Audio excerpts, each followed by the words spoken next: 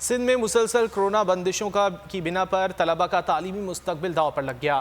Private school ایسوسی ایشن نے 23 اگست سے اسکول نہ کھولنے کا فیصلہ مسترد کر دیا۔ کہا سندھ میں اب تعلیم بچاؤ مہم شروع کی جائے گی، بچوں کو سڑکوں پر تعلیم دیں گے۔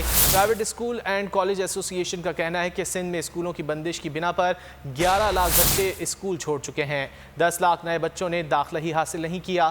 والدین کا کہنا ہے کہ بچوں کی تعلیم کا بہت نقصان ہو چکا۔ سندھ میں اسکول مزید ایک ہفتے کے لیے بند، طلبہ کے تعلیمی مستقبل پر سوالیہ نشان لگ گئے۔ پرائیویٹ اسکولز ایسوسی ایشن کا ہنگامی اجلاس۔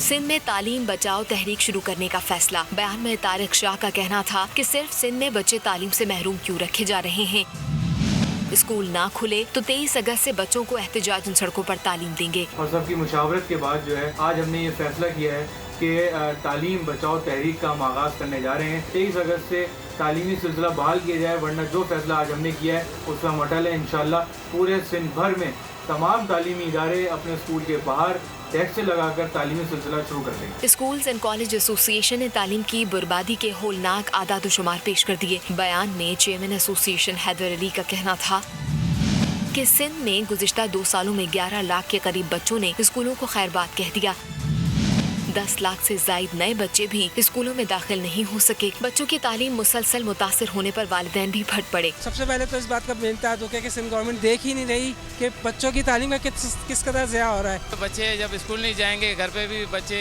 جو ماحول بن گیا ہے بچوں کی وجہ سے ماں باپ بھی پریشان ہیں۔ بچوں کی تعلیم پہلے ہی خراب ہو چکی ہے، کتنے مہینوں سے اسکول بند ہو گئے ہیں، پھر دوبارہ بند کریں، یہ بہت ہی برا کر رہے ہیں۔ والدین کا کہنا تھا کہ بچوں کی تعلیم کا پہلے ہی بہت نقصان ہو چکا۔